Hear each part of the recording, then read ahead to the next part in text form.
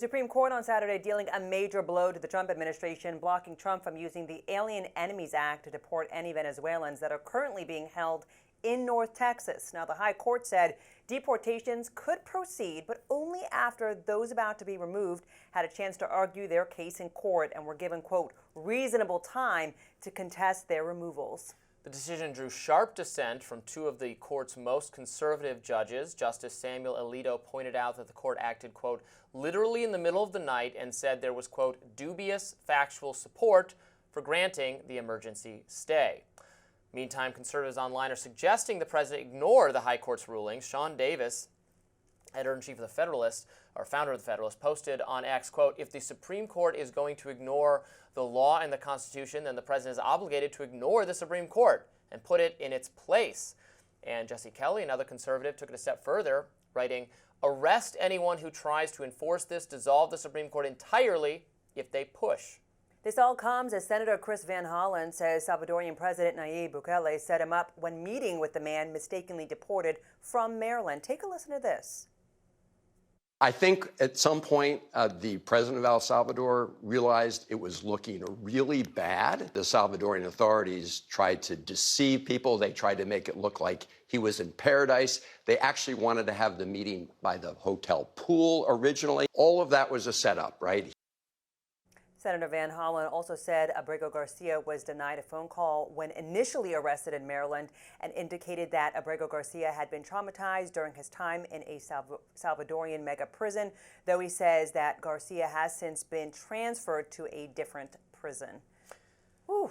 Yes, some pushback on the Trump's immigration moves from the Supreme Court. The majority, including some of the conservatives, all of the conservatives except Alito and Thomas, saying that there just has to be a halt, basically, to what the Trump administration is doing. I think the subtext is we don't now trust you to bring back people that to you do as we incorrectly say. Right. So we have to halt the whole thing. So that's the danger. Yeah.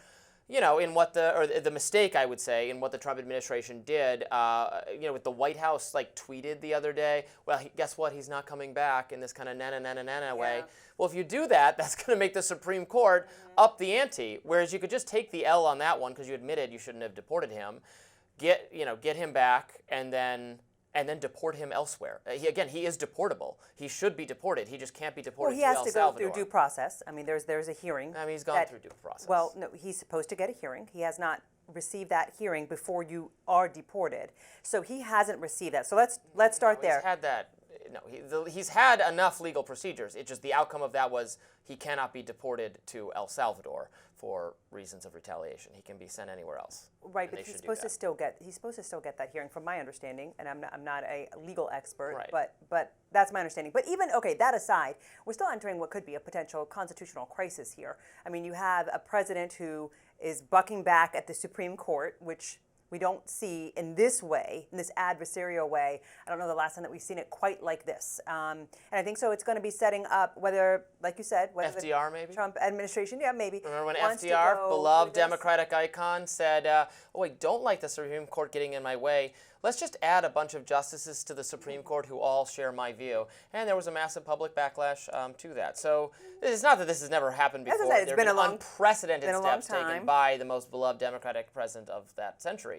I also think this is a distraction. This is a distraction. The Trump administration is leveraging this distraction for what's happening in the economy, the tariffs that completely he fumbled.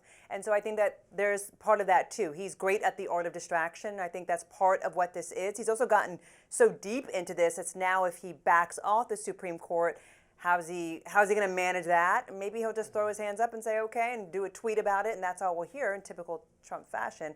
Or maybe he'll actually, keep fighting. Right. I think it's important for Trump people to remember, especially as they start tweeting insane things like abolish the Supreme Court, ignore the Supreme Court. Those are progressive talking points for frustration that the Supreme Court is Republican, is conservative controlled, and then some. It's 6-3. There are 6 Republican-appointed conservative justices on the Supreme Court. Even if you say that John Roberts, who was appointed the Chief Justice, who was appointed by Bush, is a little bit more moderate than the others, there's still 5 other than him solid conservative justices appointed by Alito was appointed by Bush.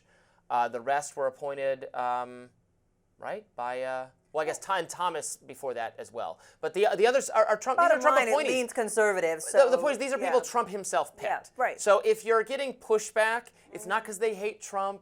It's not because they don't share his agenda. It's not because they want conservatives to fail. It's that they have a set of principles that the Trump administration is going out of its way to violate, and it doesn't need to be this way.